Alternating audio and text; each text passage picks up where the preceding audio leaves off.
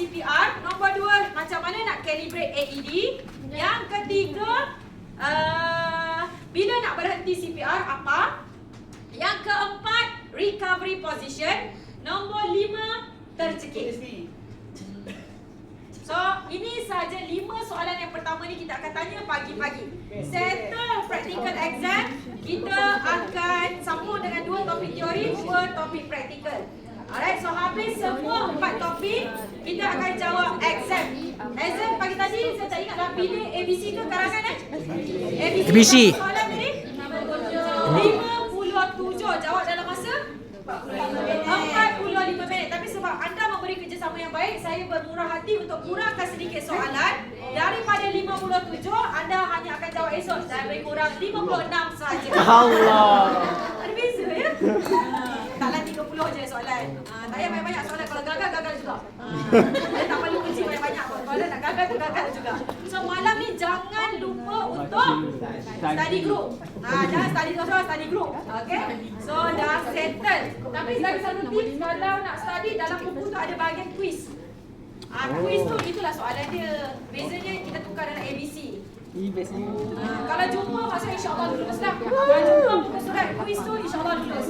Siapa yang tak jumpa 3 Jumaat lagi.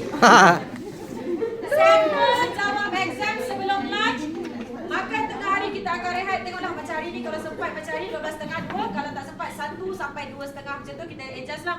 Kalau nak cepat sikit 2. Tengoklah esok kita bincang So lunch tukar baju buruk.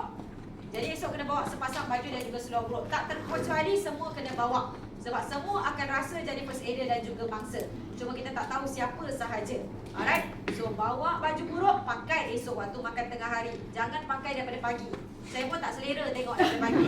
Tengah hari ni baru pakai. Alright? So dah settle. Saya akan jual barang. Bukalah kedai satu Malaysia saya. Kedai tu 5 minit sahaja buka. So kita akan total up markah untuk hari ini. Sambung dengan esok sampai lunch. Total up beli barang. Minta maaf banyak-banyak.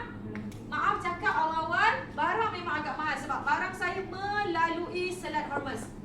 Ayo.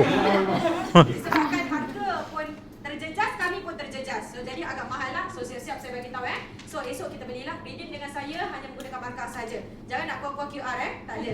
Alright, so settle semua, bagi hadiah yang menang dalam proton apa? 5 jadilah nak tukar. Proton lain lah. Proton apa yang lagi hebat? Sebaik X70. Kalau X50 saya takut baru je X70. So X70, tukarlah X70. Dalam X70 tu esok banyak pula kereta ada kat rumah kan. So esok dapat hadiah boleh balik. Itu sahaja. Alright. So ada sebarang soalan? Tak ada. Attendance saja dah.